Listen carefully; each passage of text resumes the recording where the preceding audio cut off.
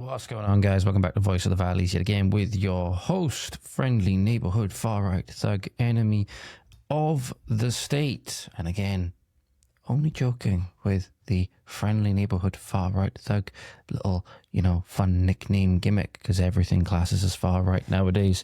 If you don't go along with the political leftist religious orthodoxy. Mr. George Cresswell, how are we all doing? Anyway, how are we all doing? So, had some interesting developments for you guys. It is Saturday, the 2nd of August at the time of recording. Got some good things to go over today. First things first, couple of things to get out of the way in terms of some updates, what we've got going on. So, provided this continues to go well, we've got some, I'm still very, very small, obviously at the moment, but we've got some good growth statistics going on. Everything's going in a positive direction at the very least. And a lot of the times the trajectory that you're on is, more important than the destination. I like the phrase where, and not always, by the way, not always, obviously, but it's a phrase, I believe, from, what's his name? He's a sports coach in America. Is it Vince Del Monte, I want to say? I think it might have been, it's a famous sports coach in America. And he says, what's the exact quote now? You focus on the game, you keep focused on the game, the scoreboard will take care of itself. That's basically the idea. I can't remember the exact quote off the top of my head now. It's saved in my phone somewhere because I got a little note, a note thing in there of good notes and quotes and stuff that I make from things like audiobooks I've listened to, things that I've read or stuff like that. There's Jordan B. Peterson in there. There's stuff in there from podcasts that I've listened to, all different things, right? And I just can't remember it, and that's really annoyed me now. But anyway, getting on to it now, one thing I do want to have coming down the line, I'm not really too sure how to set it up yet, especially because obviously I'm still small at the moment, and I went to the print shop recently to have this done. I want to know what your guys' thoughts is on this. This is something I recently, put that up there, I printed, so obviously I have to move it out of the way so I can put the microphone in place, but I'm going to see if I can move myself around the place so that I can have it up and show it. So this is a t-shirt, and this is the back. There's nothing on the front at the moment. That's one of the things I wish I'd asked them to put on there now, something on the front. But as well, I have got, it's really, really nice, to be fair. The guys who done this for me done a really, really good job. I've got a jacket, by the way, as well, because one of the things I wanted to do in the future is if I went somewhere to go interview somebody or, whatever it might have been, having something branded, obviously. And I quite like the logo as well. It's quite a nice logo, in my opinion. Encapsulates everything I was pretty much looking for. So yeah, this is something you guys would be interested in if you have any design suggestions and stuff like that.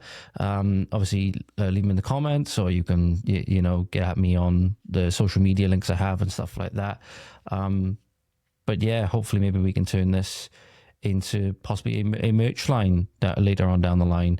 In addition to some other things that I've got going on, I want to give some people who may want to support me in the things that I do, if you get value out of these, obviously, to get some additional things as well. But I'll talk about that later on as it becomes more relevant. It's in its infancy at the moment as I'm still setting it up. But yeah, so let me know what you think of the design, the shirt and stuff like that. I would wear it whilst I'm here, but the design is on the back, obviously. I was hoping to maybe get the design where, you see those shirts where you have the design goes up to the seam and it's like part of the shirt. I got a shirt in the wardrobe somewhere. I'll have to maybe go get it on the next episode to show you what I mean. It's like it's the Cookie Monster from I think it's Sesame Street. My brain's not working as well at the moment, but it's from one of those things. But the design is like the entire shirt. It's not like a print on thing. The design is like the entire shirt, and I was hoping to get something done like that, but still very, very happy with how that turned out, has to be said. So I'm at least now, when I go do other interviews and other events and stuff like that, I've actually got something to represent myself with. You know what I mean? Anyway, getting straight into today. So main subject that we have to talk about today is something that is very, very so very, very bad. Obviously, a lot of things we talk about are very, very bad because in the dystopian, totalitarian hellscape that is many areas of the UK, there's not really much good to talk about. There is some good to talk about, but there's not really that much good going on to talk about. And many people still want to pretend that the bad isn't happening so as to obfuscate it and get away from it because they don't want to admit some uncomfortable realities and stuff like that. But what we have going on, the Britannia Hotel in Canary Wharf in London has become now a place hotbed of controversy, because in the early hours of last night, or in the early hours of this morning, the Britannia Hotel, which if you read the description online, says here, suited on the water's edge in Canary Wharf, the the International Hotel, that's the name of the hotel, the Britannia International Hotel, is a modern glass-fronted building close to the internationally famous business district. It has superb views over the London skyline. Whether you're looking for a hotel in London for business or leisure, the International Hotel offers a prime location and fantastic value for money. It's pet friendly as well, which I think is important to go over. It says it's pet friendly, with £10 per pet for the first night, or £25 per pet for 2 nights. £50 refundable deposit applies. Per pet per room, no limit. Okay, so very, very nice hotel. But as is the case in the current UK, especially with the current UK government that we have, everything is being weaponized for a politicized purpose. And I mentioned the pet-friendly element there because the Hotel Britannia, so the Britannia International Hotel, if you have a look on Google, it's a 4-star hotel with 5,781 Google reviews, overall 3.2 star rating, is temporarily closed. It is temporarily closed. And the reason why it is temporarily closed is a reason that we keep being told isn't happening.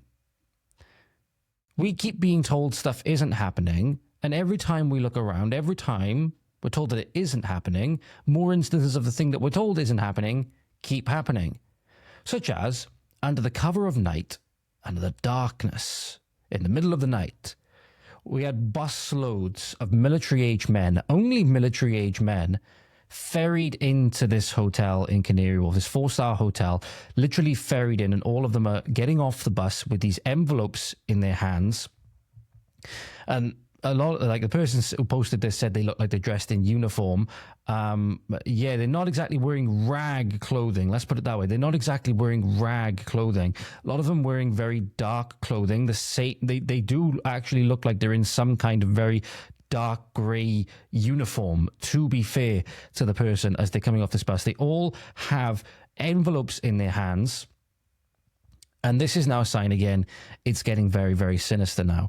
If you have not realized at this point that the government, whether you realize it or not, and whether you want it or not, whether you care about it or not, whether you care about the affairs of other people and other things going on or not, the government is at war with you. You might not think that you're at war with them, but the government is at war with you. They declared war a long fucking time ago.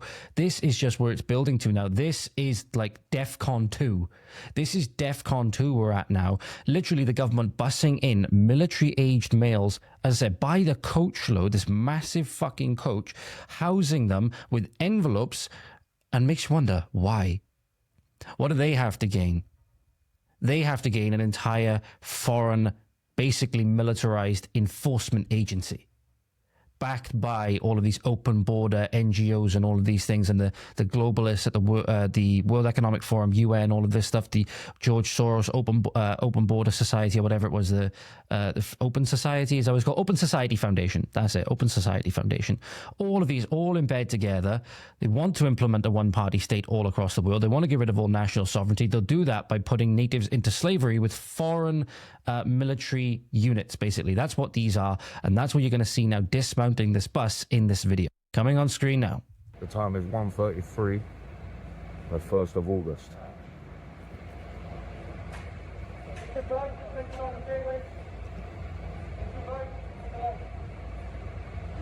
So as you can see,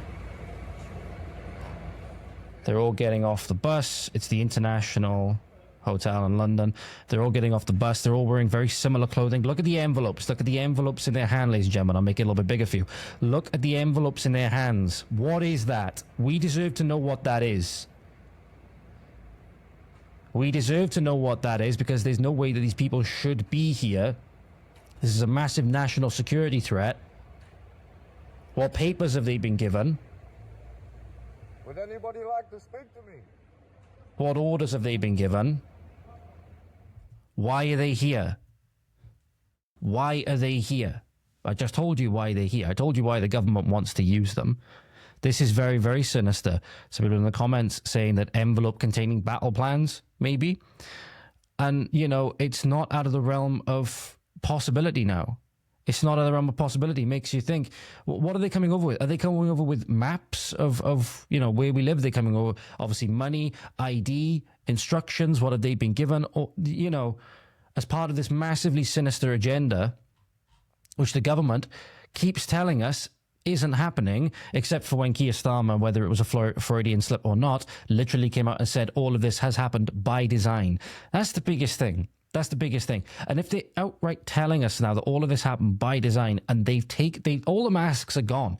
All the masks are gone, pretty much. If they've gotten now to the point where they feel that they can take the mask off and they're not going to face any repercussion, accountability, or whatever it is for it, just imagine how far along they've got in this plan, how far along they've got in this very sinister plan, that they now don't feel the need. They don't feel the need of the cloak of, the cloak and dagger, the cloak of, I can't remember the word I'm looking for, the cloak of secrecy, the cloak of secrecy. They don't feel as though they need secrecy anymore. That should really, really worry you, because that tells you how far along in this plan that they are, and that it is very likely very near completion, whatever it is that they're doing. And the biggest, scariest thing is that we have 4 more years of this current government. We have 4 more years of this current government. Short of a revolution, we have 4 more years. And you do have to think, I think back to the conversation I had with James Monroe, the Homeland Party activist, a lot. A great conversation. It's still currently, I believe, my best performing conversation on YouTube. We had a great conversation about in his late teens, going down to really far right, you know, nationalist, socialists, kind of Nazi-like extremism, and actually how the Homeland Party kind of pulled him away from that in many ways. At least that's how he sees it, right? We had a great conversation. I think it was about 2.5 hours long. And he said one of the most dangerous ideas that was being bandied about at the time, and it was something that I've said a lot, and it's a concept I keep coming back to, of, is there actually a political solution? He said one of the most dangerous things that's going about at the moment is that there is no political solution. It's one of the most dangerous thought processes you can get into your mind, because then if there is no political solution, what does that leave? That leaves nothing but a apolitical or a fighting wartime solution, right? That's what the necessary consequence of that would be. If there's an issue you have now on a countrywide scale that you can't solve politically, you can't solve at the ballot box, or you can't solve with dialogue and discourse, then what does that leave? That leaves fists, that leaves bullets, that leaves bombs, right? That's the only other recourse, right? And I keep coming back and thinking about that. I'm thinking, have we gotten to the point now where maybe that's even that hope that I had needs to go because of how far we are, especially in some areas at the very least. But we're seeing even people in my area, you know, I talk to my family and stuff like that in the area that we live, in a relatively rural part of Wales, very quiet town. And even I try having conversations with my family about this, and they don't see it at all, even though it's right in front of their faces. They keep saying about how many unidentified people that they've never seen before, that are obviously not of the Welsh people, right? They have distinct differences, right? You can tell they're from a different place in the world. The language that they speak, how they look, that is one thing. Customs, all of these things, they're popping up in numbers we've never seen before. People are starting to notice. The alarm bells aren't going off yet in the way that they should be. But this is the thing. This is London, right? And London's a multicultural, dystopian hellscape with a rape being reported every hour, right? With a rape being reported every hour. And that's a similar case for all of the cities across all of our countries where more and more of these people have come in, where our government have actively brought more and more of these people in, very similar to, except with the Soviet Union, for example, when they socialized women in this way and they facilitated, some of the worst atrocities against women that you could ever think up, right? Sexual violence, rape, gang rape, murder, torture, the lot, right? Except the government have basically brought a bunch of foreigners in to do this, you know, because we actually have, as the British people, we actually have morals and empathy and all of these things, right? We're actually pretty good. We're actually pretty goddamn good people, right? And people that the government are bringing in don't share that a lot of the time. They don't share that a lot of the time. And we're now seeing it, not just in the cities, we're now seeing it in rural Welsh towns. And it's only going to get worse. It's only going to get worse because our birth rates are getting, you know, they're still remaining below replacement. Birth rates below replacement. You know, our young people are in trouble because they don't have a guiding light to focus on that brings them together. So you want, that's the one thing that God is pretty good at, you know, was bringing people together and binding them together, right? In a family structure. So ultimately what sanctifies the family, otherwise it's God, right? Without God, you don't have any reason to sanctify the family, and then people might as well go off, do whatever the hell they want, and then you end up below replacement, and then the government seeks to replace you with a bunch of foreigners that not only want to come in and replace you and take all your resources and stuff like that, but often want to do disgusting, heinous things to you, usually in the name of ethno-religious conquest. They facilitated it with your pride. With your pride is what facilitated that. But anyway, that's a conversation again for another time. But who are some examples of some of the people that have come in that have not been doing good things, should we say? Not been doing good things. Well, there's a couple of instances that have come up in Wales recently. So the Voice of Wales guys reported a man from Swansea had been jailed. Again, a Swansea man, just a similar way that, Axel Rudakabana was a lovely Christian Welsh choir boy. Pleaded guilty to 3 counts of rape and other offences involving 4 female victims. 28-year-old Jamil Ahmed from Clydach raped one of the victims after making threats of violence should she not have complied with his wishes.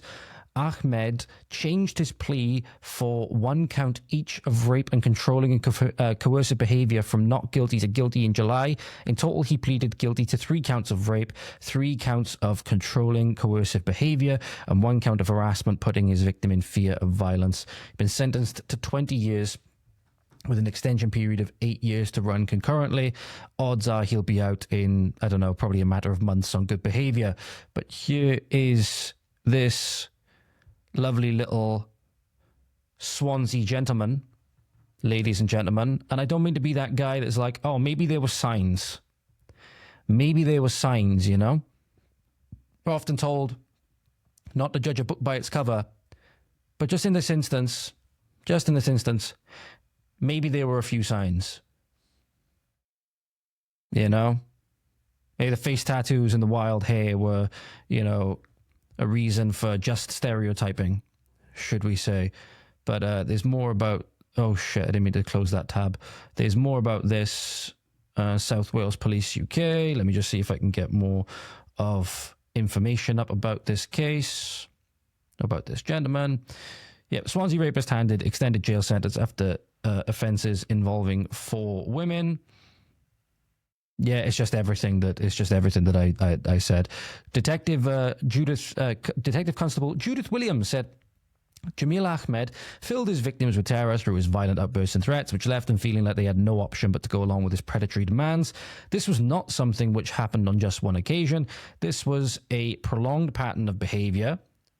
So it makes you wonder, not saying this, but why was he not, you know, reprimanded or anything done after the first time? Why was this pattern allowed to play out?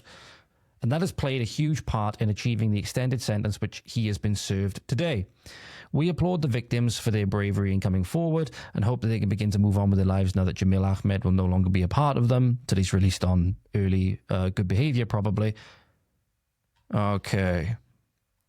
Why can't we just deport him? Why can't we just deport him? Doesn't belong here. This doesn't belong here.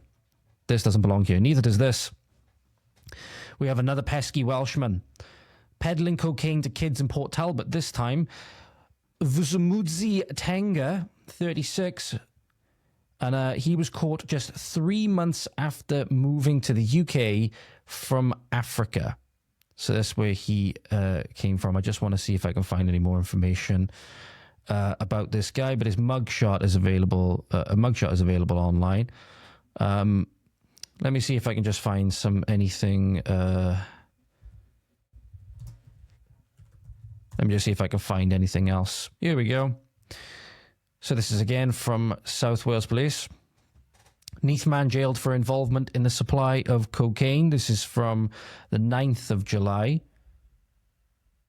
A man from Port Talbot has been jailed for his involvement in the supply of Class A drugs. 36-year-old Vusumuzi Tenga from Neath, obviously he's not from Neath, was found during his arrest to be in possession of a mobile phone which was linked to a drugs line.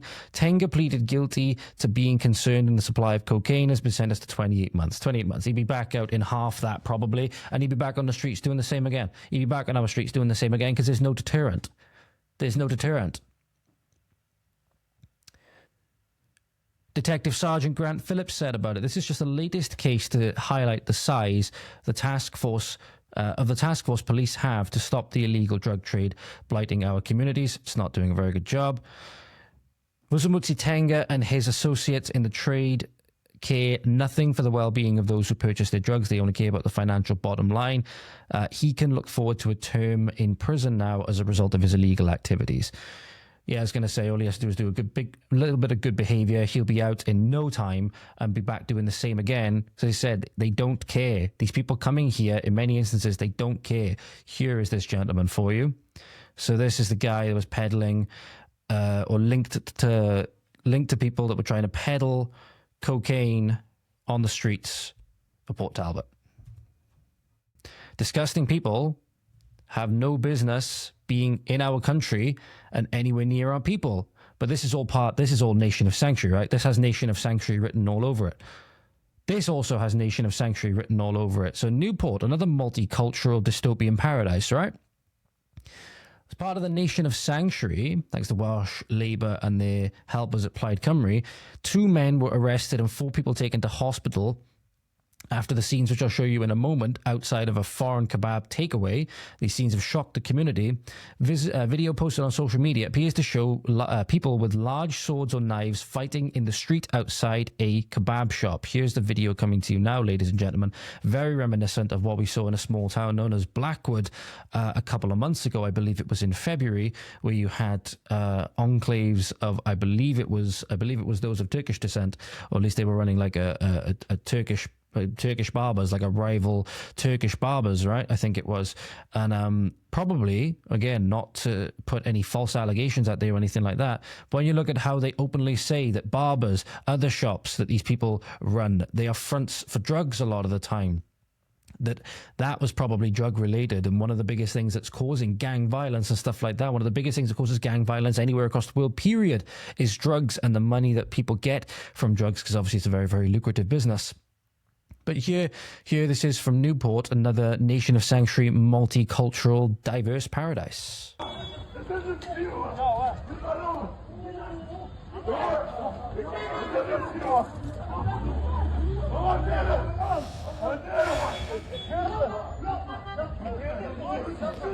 So for those of you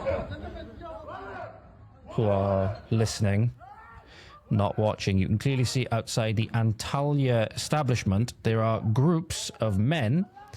There are groups of men with weapons in their hands, what appears to be some kind of, if I bring this back, appears to be some kind of either baton or bat or knife, machete, something, right? Something long and cylindrical. It might be a metal pipe. Yeah, they look more cylindrical and blunt more than anything. You go back. You go back a generation or two. This would have been absolutely unheard of. This would have been absolutely unheard of on our streets. You know, say 2 generations ago or a generation ago. So what changed? What changed? More of these people, for one. Weak policies and weak governance, for 2. And as I mentioned before, the government deciding it wanted to declare war on its own people and deciding that the people needed to get a nose full of diversity. That's what changed. That's what changed. A deliberate upending of our culture, despite what people say, even some people in my comment section on YouTube, for example, in many instances, and I'm not talking about Wales specifically, I'm talking about, Britain as a whole now, drastically changed the world for the better. You only need to look at the people who abolished the slave trade all throughout the world, or at least a lot of it, all throughout their empire. They abolished it to great manpower cost and to great fiscal cost that we only finished off paying about a decade ago, right? To free African slaves and abolish it all throughout the empire, that culture had to be upended. Good cultures, which were strong and prosperous, had to be upended. Only that, they had to convince us to think that it was a good thing that they were upended, because actually the good is evil and the evil is good. Woe to those who call good evil and evil good. Woe to those who call this good and importing more of this good. You won't be calling it good when it personally affects you. I hope that it doesn't. That's why I say the things that I do. But then you do have, and this is the biggest thing that is really the biggest thing people need to understand, is this is extremely well thought out, well funded by extremely powerful individuals, and the propaganda Psy-op campaign for it has been relentless. You only need to look at some of the organizations that back this, these massive NGOs, quote unquote charities, all of these things that back this. We are just regular people. Right, we're just regular people with no other backing than what we get ourselves. Money we get from work, all of these things, family savings that the government obviously wants to get into and steal from us, that we use to support ourselves. Right, from having broken our backs, or from previous generations having broken their backs to provide for their families and make our communities the great communities that I say are, once were and can be again. Right, but we are going up against unions. We are going up against quote unquote charities. We are going up against very, very well-funded, well-coordinated bodies. And you only need to look at some of the protesters at these events to see that. So this was from Epping, the protest in Epping recently. And this is the image that I wanted to show you. I want you to have a look at this banner. So this banner, ladies and gentlemen, is the Stop the Far Right, Stand Up to Racism. It's the Stand Up to Racism crowd. So they have this big, long, yellow banner. Makes you think, where do they get the money for this, right? Where do they get the money for this? They have the Stand Up to Racism logo. They have care for refugees. They don't let the far right divide us with their hatred and violence. Unite despite the fact that it's these ones that are the violent ones more than anything. You look at the protests in Epping with the actual nationalists and actual, whether you agree with them or not, but the locals of these areas, they are the ones cleaning up after these people. These are the ones that, after they've been bussed in, mind you, after they've been bussed in from afar, I said these are paid agitators in many instances. They're paid agitators, and they are bussed in to disrupt local protests that don't want migrants who are much more likely to commit crime going in the communities and stuff like that, for example. These are paid actors a lot of the time. You need to look at, for example, the high vises to see that. Where are they getting high vises from? Nobody thinks to wear a high vis. You don't see a local protest, people with high vises on, right, a lot of the time. Unless it's something like a Tommy Robinson, Unite the Kingdom, in which case it's not a, local grassroots in a small town. It's not like a local protest against these things, right?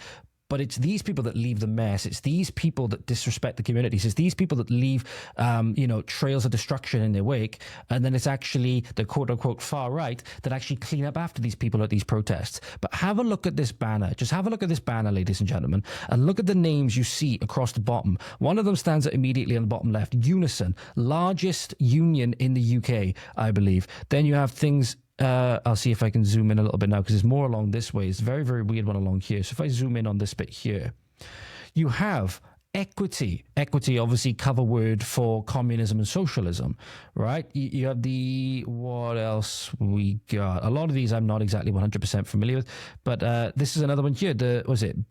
Bakers, Food and Something Workers Union? If you move this, I can't move it over. But this is quite an interesting one. You have Muslim Voices, and then you also had the Jewish Socialists group.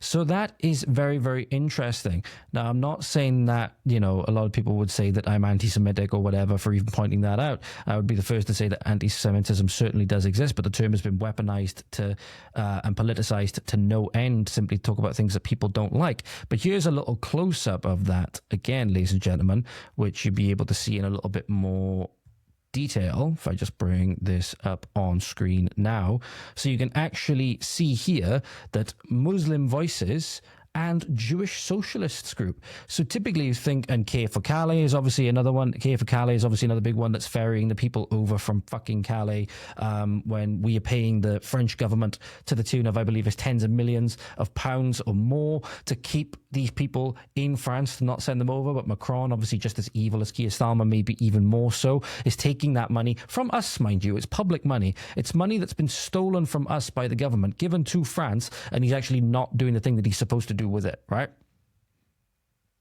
So it's kind of weird though. You see Jewish Socialist group and Muslim Voices. So we talk about that in terms of religion, right? In terms of religion, that Muslims don't get along with most people simply by virtue of what the scriptures say. A lot of the time, don't take the Jews and Christians as friends, all of this stuff, right? Slay the unbelievers wherever you find them.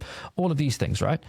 But you have these charities or these lobbying groups, it would seem, that are now actively going to bring more of these people that they know are damaging Britain to Britain. It makes you wonder why. Makes you wonder why. What the hell is uniting other than just destruction of national sovereignty, destruction of people implementing a one-party state, power, money? What is driving these two forces together? Or do they even know it? Do they even know it? Do they even know that they've signed on to the same banner? But this is what I mean, guys. It is extremely well funded, and it all has government backing as well. Can you imagine what, say, for example, just regular people like you and me, or a person with a podcast, whatever, could do with the resources of government? And then you see exactly how it's been such a well-executed, powerful propaganda campaign. None of this is grassroots. None of this is grassroots. They're scared of people getting together like they did in Epping. They are scared of that because it is grassroots. Because it is I don't want to call it an uprising, but it is people banding together because they realize that they have nowhere else to go. That they have nowhere else to go. That they have to fight back in a way. They're being peaceful, obviously, but they have to fight back. And that is the one thing they fear, that regular people, just like you and me, getting together, taking a stand for our communities. Because the only thing, I said this in a comment on YouTube recently, the only thing that we have that gives us any kind of advantage, because we have to remember the state, i.e. the government, has a monopoly on force. With the military, with the police, with everything, right? And the law at their back, and the politicized judiciary at their back. They have a monopoly on force, okay? And that's the case with every corrupt dictatorship around the world. That's the case with every country, right? The leader of the country has a monopoly on force. Okay, fair enough.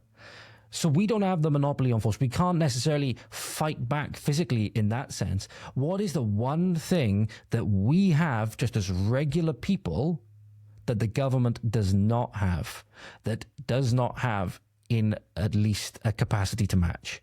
That is our number.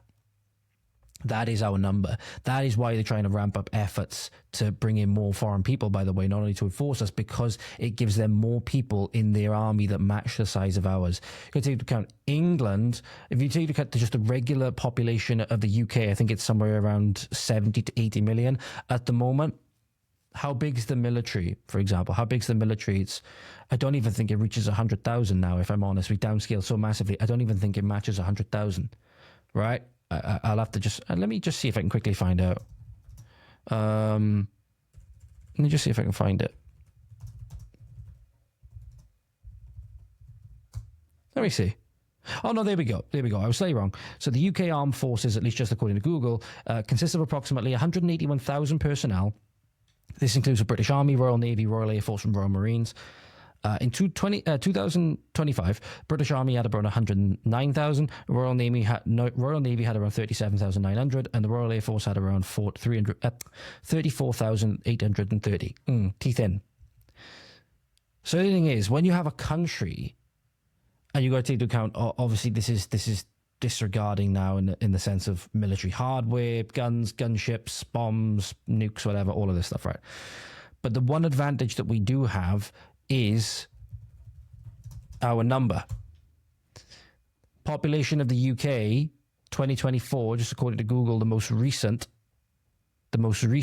is about 69.23 million. Now, can you imagine, let's say half of those are men. Let's just go down the route and say half of those are men. So that's just under 35 million. So say around 34 million, was it around 34 million 700 or so? 700,000? 34 million 700,000. And the majority of those, I'm just thinking back again, not using these as a 100% reliable source, but a lot of the guys sharing the Homeland Party pamphlet that says we are being replaced. And it goes from like 1990s when foreign-born people were about 5 or 6%, whatever it was, and now I believe it's just below 75%. Let's go in the middle and say it's 72.5 that are just regular people like you and me, native-born people. So if we take that, if we just say that it is, let's just do this. Let's work it out. Yeah, so we're looking at about 34,615,000. Let's just say that. So 34, say that. And then let's work at about 72.5% of, I didn't want to do that. Let's work out, where is it to? Okay, give me 2 seconds, guys. I will have this done in a moment.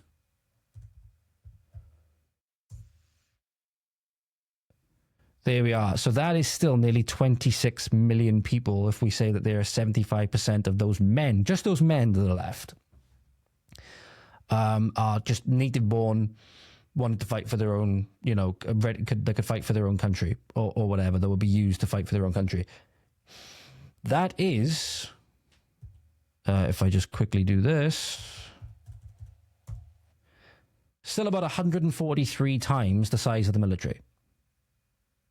That's to put it in perspective for you. That's why the politicians fear it. What's the one advantage and I don't mean to compare us to mindless zombies, right? What's the one advantage that zombies have when it comes to, look at World War Z, for example. World War Z is a tremendous example. That the one advantage that the zombies have, not only is just the fact that they're stupid fast, right? Is their number. You see them climbing up on top of each other or making this massive zombie wave, right? This massive zombie tidal wave. I get it, it's a movie. But that's the point. That's the point. That's the force that can happen when people are united in that kind of number and come together. It is a tidal wave that is unstoppable. That is what the politicians fear.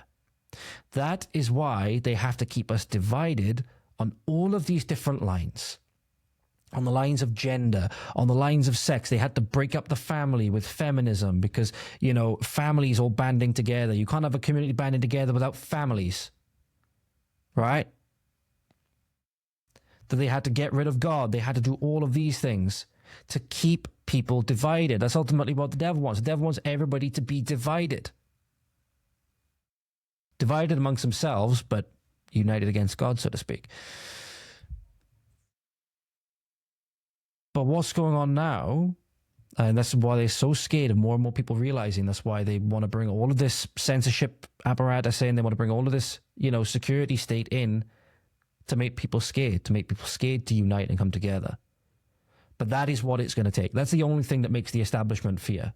Because the establishment doesn't have to fear, anything to do with force at the moment, because they can just get the military in or they can just get the police in and they can deal with it. Because they have the monopoly on that. We don't have guns. And we try to do anything.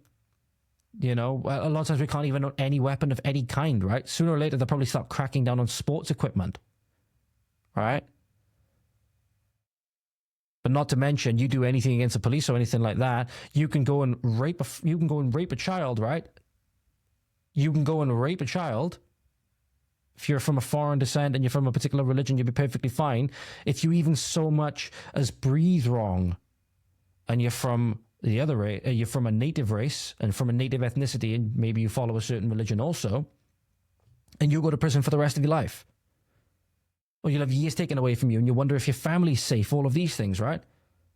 Imagine the terror that Lucy Connolly's been feeling, not being able to see her family, not wondering if they're safe and all of these things, wondering what could be coming down the pipeline and she's not there to help deal with it. You know, imagine how Peter Lynch felt with his family. Sadly, I think it got so much to him that obviously he made the choice to end his life. God rest his soul. Like I said, the war started a long time ago. The point to remember is that your government isn't going to come and save you. Nobody's going to come and save you. It's going to be on us to save us. We have to remember that it's our numbers are the only thing that are going to keep us in this game. Our numbers are the only thing that's going to keep us in this game. We need to be united. We need to be united. And even if you're against me right now because you hate my political views and you hate what I'm saying to you, this fight is for you, even though you disagree with me, but the system will come back around and get you as well. Make no mistake. No one is safe. No one is safe. Again, you look at the history of the Soviet Union. As soon as somebody falls out of favor, and that could be for any reason, that could be on the paranoid whims of a frantic dictator, right? Your head is next on the chopping block. Make no mistake about it. So it might be me today. It'll be you tomorrow. Because our government, especially the Welsh government, tyrannical, disgusting government that it is, has more focus on what's going on in Uganda than what's going on at home. So Uganda, as you know, sadly, very recently, somebody was stabbed to death in their home for converting to Christianity by their relatives who broke into the home and stabbed him to death. Is the government talking about that, for example, and the dangers of Islam? No, of course not. Senedd member Julie James is rather talking about not being content with taxpayer cash planting 20 million trees in Uganda. She's aiming for 50 million by 2030. So the government, for whatever reason, whatever power they're getting back from it, whatever influence they're getting back from it, whatever kickback they're getting from it, is more concerned about spending your tax money on trees in Uganda, which last I checked, Uganda has a government that could be planting trees, rather than funding the NHS, you know, putting new things down on roads, which is what we pay our, our road tax and stuff like that for. No, of course not. It's going into the pockets of the fat cats in Uganda and into the people in the fucking hotels. This is, what was her name again? What was her fucking name?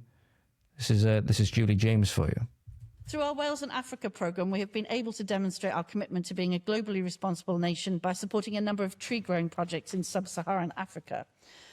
Foremost amongst these is the Mbali Tree Programme in eastern Uganda, where our partners have now distributed over 20 million trees, working towards a target of 50 million by 2030.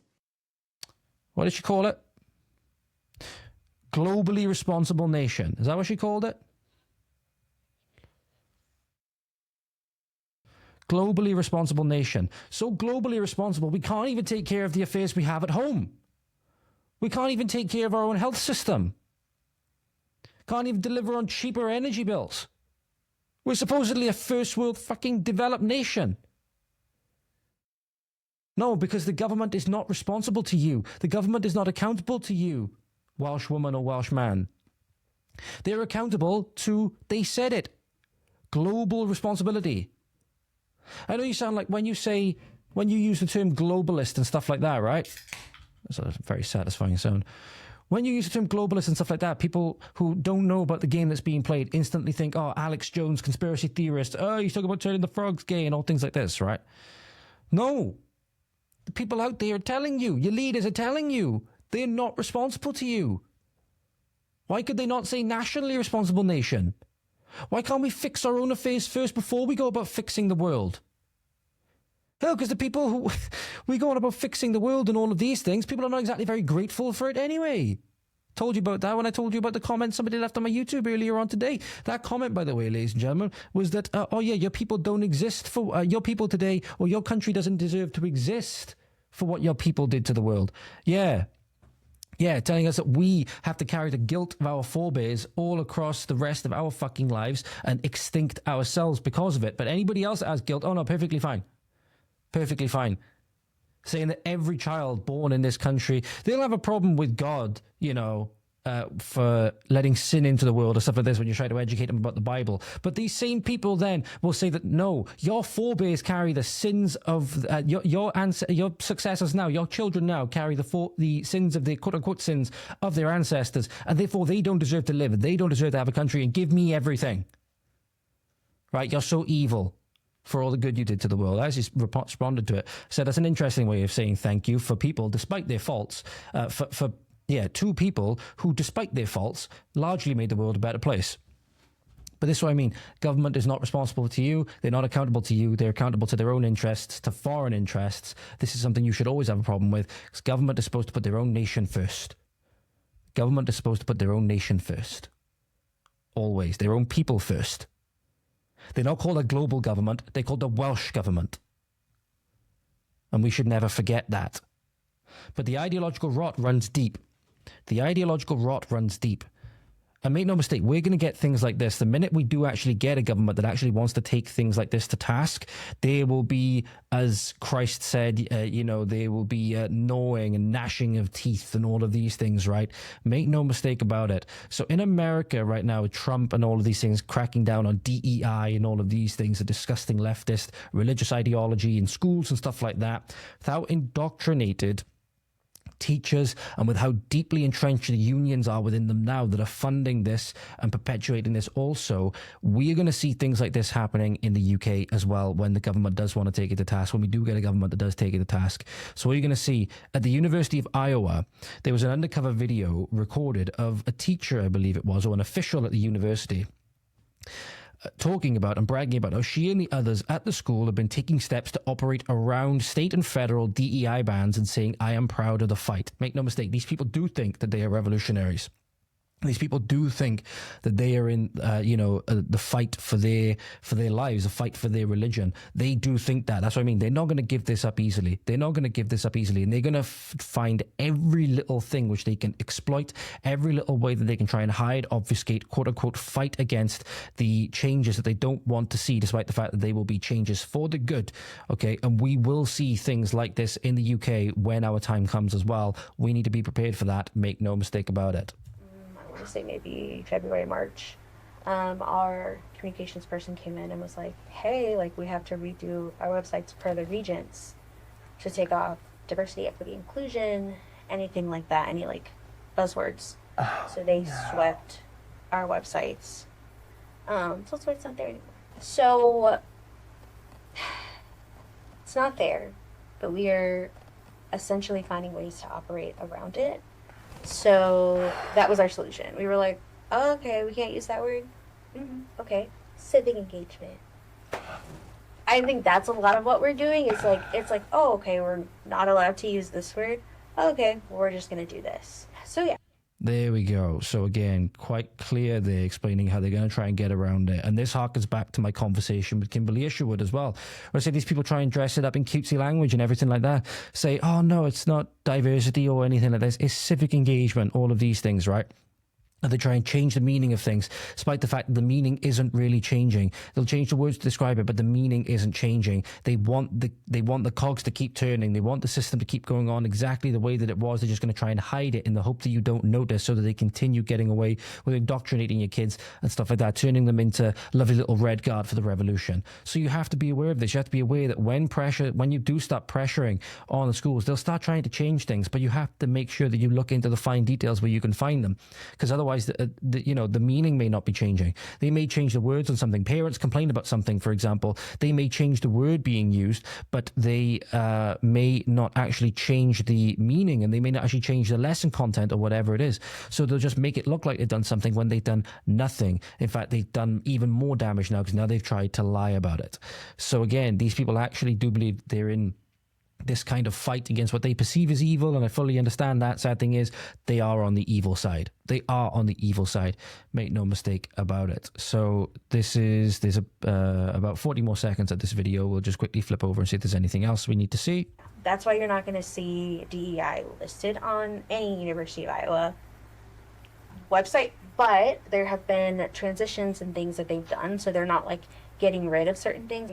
On behalf of my office, we're still gonna talk about DEI. We're still gonna do all the DEI things. Like, my assistant dean is a Black woman, and I could not imagine her being like, okay guys, yeah, we're just not gonna talk about DEI anymore. I will say personally, like, I am proud of the fight, even if you aren't seeing it on some big like email chain or something like that. Like, for me, the fact that like it didn't happen until this last spring, to me it has said a lot.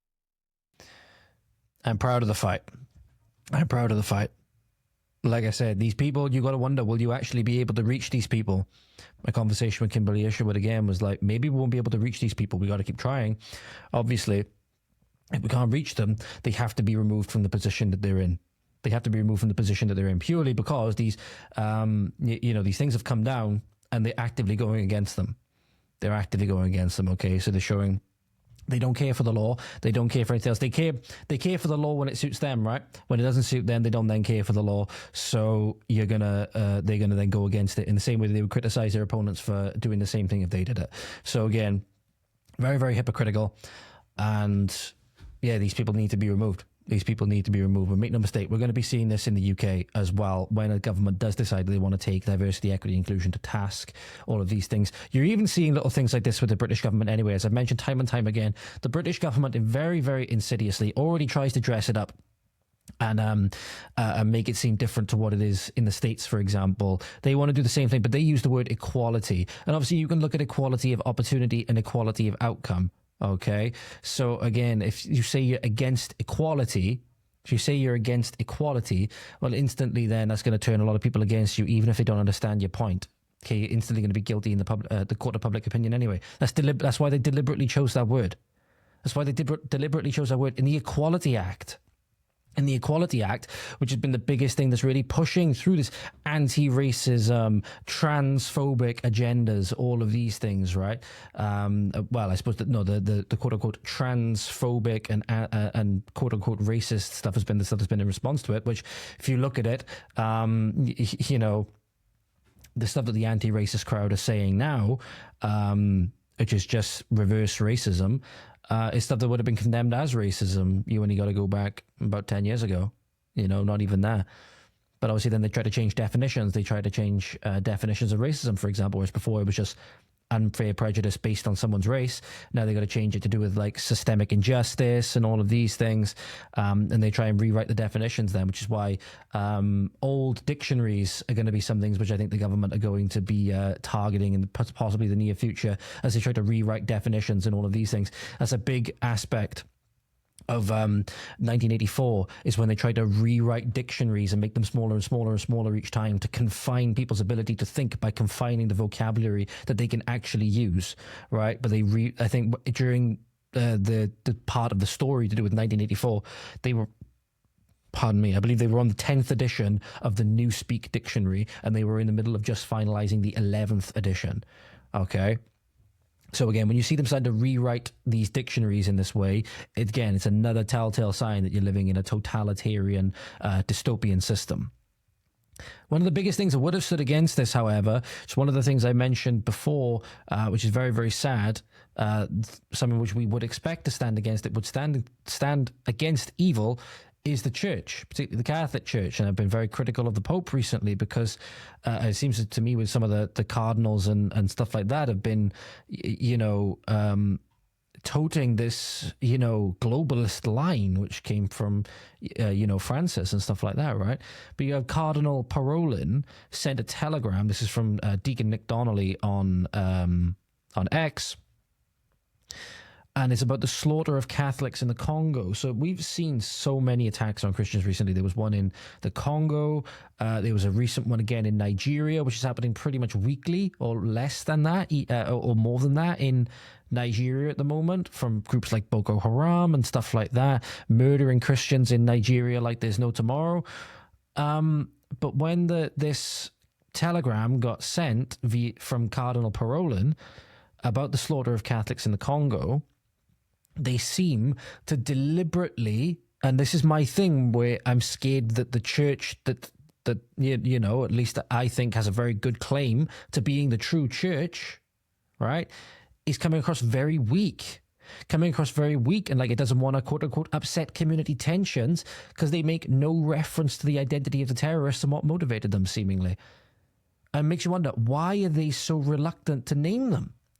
People whom are faithful to their church are being slaughtered in the name of a foreign god, right? And the church won't do anything. The church won't even say who it is. But at the same time, as he mentions, they're perfectly okay with criticizing Israel and the IDF, right?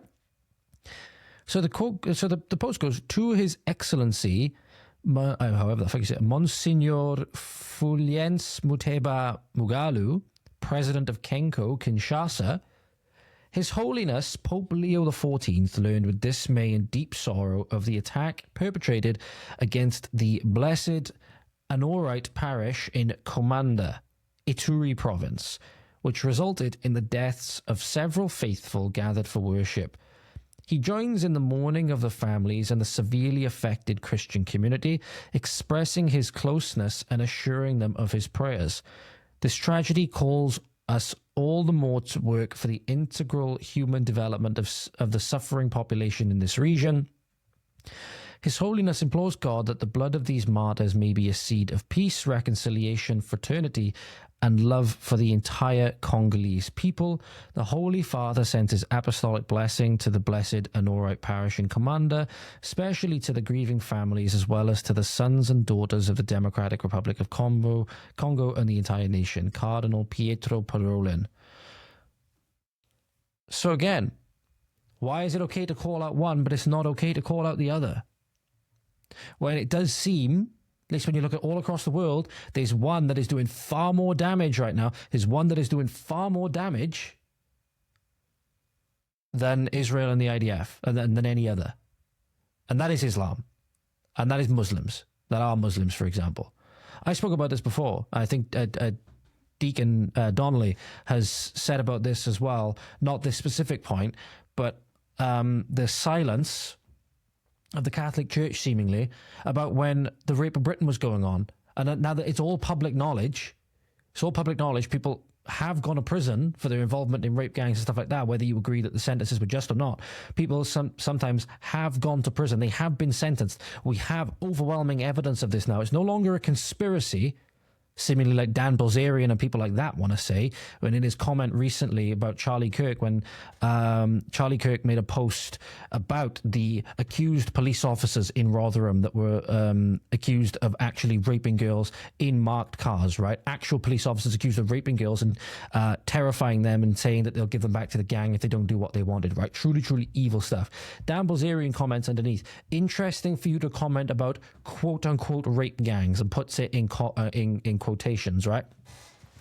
When you won't say anything about the IDF soldiers supposedly raping this Palestinian soldier that was caught on video, and you didn't say anything.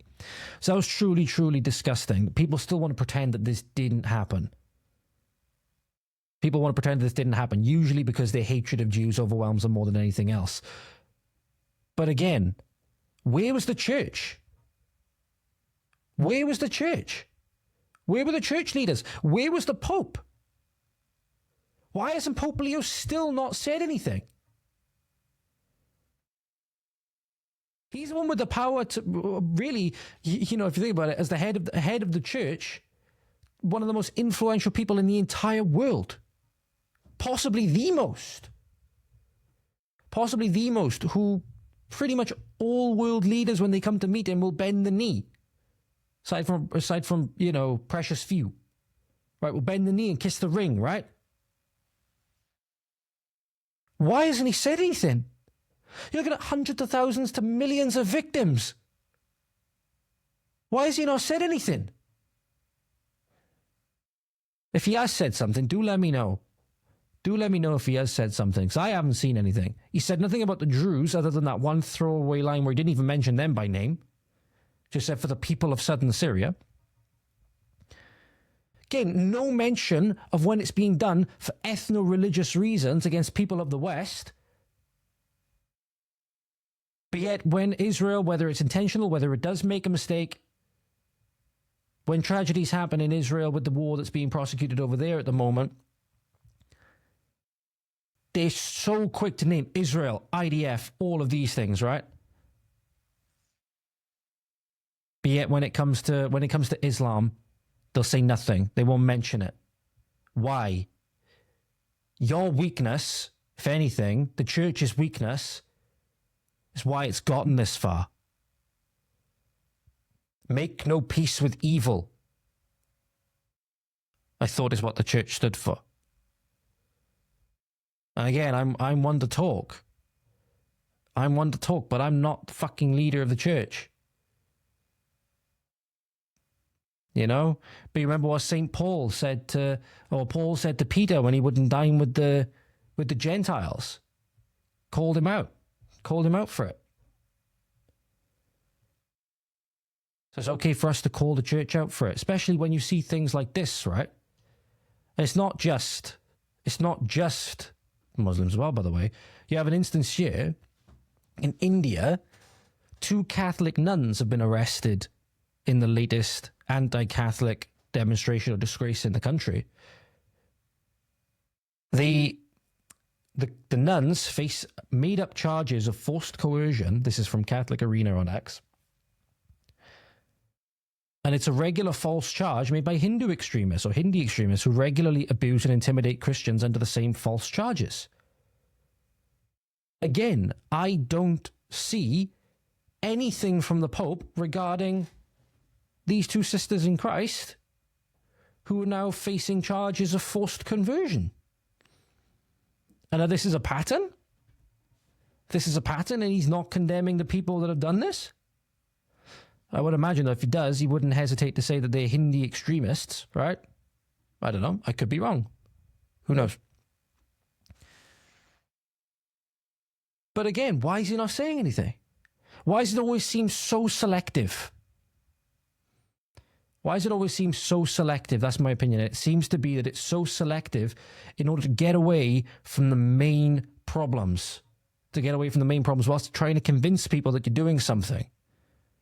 Can you speak up, for example, about this mother's nightmare, right? That was wrote in Jihad Watch by Faraz Pervez Roshan, right? Which I believe is a ex-Muslim. I believe he's a Pakistani ex-Muslim Christian convert. I believe he is. At least he's a Pakistani Christian, I believe. A Mother's Nightmare: The Abduction of Shamrez Masih. In the heart of Sagoda, Punjab, Pakistan, a mother's worst fears have been materialized. Rehana Imran, a Christian widow, finds herself living in a nightmare as her 15-year-old son, Shamrez Masih, has been abducted and forcibly converted to Islam. The recent case has once again thrust Pakistan's troubling pattern of Christian persecution into the spotlight, revealing the vulnerable position of religious minorities in the country. The teenage boy's disappearance has left his family devastated and desperate. Rehana Imran's world crumbled when she realized her son was now in the custody of Muslim individuals in the area, with the terrifying possibility that he is being coerced into abandoning his Christian faith against his will. The family's anguish deepens with each passing day, knowing that their child's religious identity, a fundamental aspect of his being, may be stripped away through force and intimidation. And make no mistake that they will. They will. I believe this is a photo of the young gentleman, which I'll show you on screen now, ladies and gentlemen, just to put you in the perspective, of this mother. Give me 2 seconds. Let me just make sure this is correct. Hang on a minute. I'm just trying to find the caption of the photo, but it doesn't appear to have a caption. That's weird.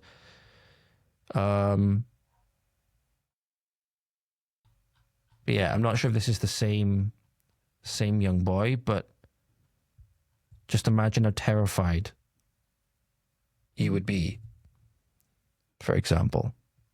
Just imagine how terrified you'd be. Don't know where your son is. You don't know the state that he's in. You don't know what they're doing to him. You know that these people don't treat people of other religions well. Don't care if they're children. In many instances, the acts are directly condoned against children.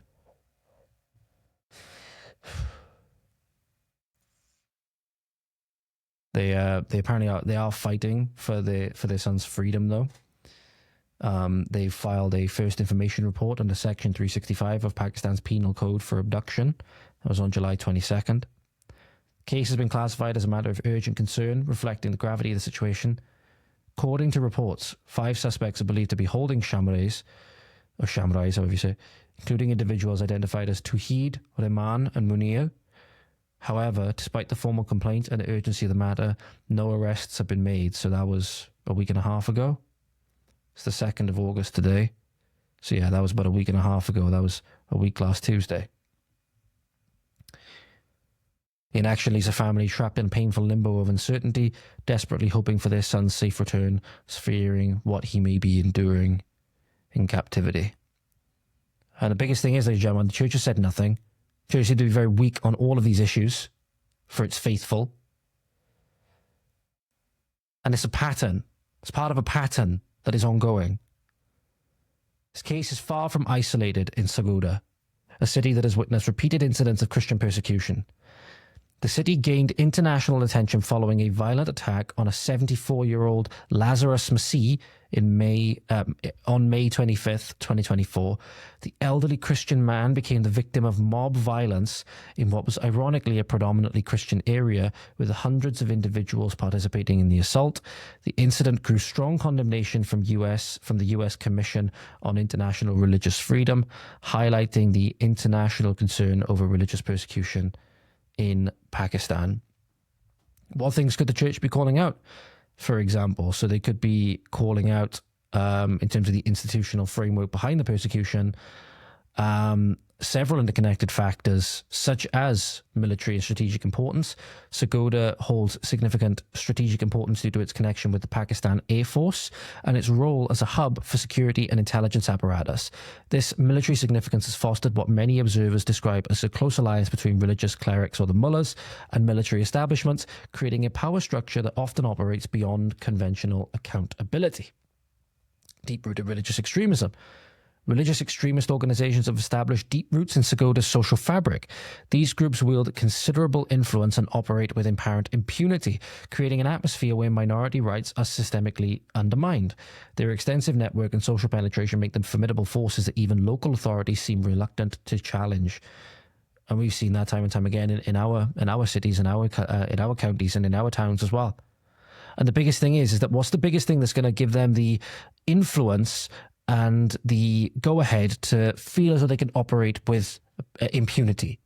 Weakness and kowtowing down, bending the knee at their feet and worshipping them and praying to them, and pleading with them, rather than being strong and standing on principle and actually standing for your people. I'm talking about the church leaders, and I'm talking about the state when I do this, because both of them could say to be held accountable not only for things like this, for not saying things like this, for being weak in their rhetoric and all of these things, but then in things that we'll finish off on today, which, if you need a reminder, ladies and gentlemen, what happened in the aftermath of some of these incidents, you only need to look at the Rochdale attack, which I believe is following the Manchester airport attack, which thankfully, I believe both of them did get sentenced for. They did get found guilty, despite the fact they tried to plead not guilty, even though it was all on video. It was all on video, right? But what happened in the aftermath, before they were prosecuted, before they were found guilty, before they were convicted? What happened? If you need a refresher, ladies and gentlemen, I'll play a video for you now. But what happened was a group of masked individuals tried to smash the windows of Rochdale Police Station. They also threw objects at the building, which are thought to be eggs, And then this footage circulated on X and TikTok for all to see. They demanding that they be released, right? Mob justice. This is exactly what we're seeing. It's exactly what we're seeing. But these weakness is only going to make these things worse. Weakness is what led to the mass rape for ethno-religious reasons of hundreds of thousands to millions of British girls, right? So until the fucking Pope, until any church leader, you know, any prominent church leader like the Cardinals or whatever calls that out, it's going to forever be a stain on the church. Because it's showing weakness. It's showing weakness. And granted, we need to change our ways as well. We need to change our ways as well because we've allowed ourselves to go down some serious unholy paths. We've allowed ourselves to go down some serious unholy paths. But the church in this instance showing that they're going to, in many cases, ignore it. Especially ignore naming the people that are doing it and the ideology behind it and the reasons they're doing it is only going to drive people further away. You can make no mistake about that. Obviously, the mainstream media didn't report this. The legacy media didn't report this. They instead focused on institutional racism and all of these things. But this is what went on outside Rochdale Police Station after that incident.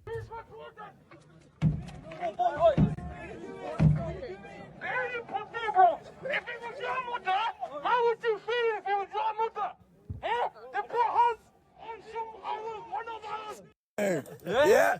Notice what he said there. Let me bring this down. But notice what he said there.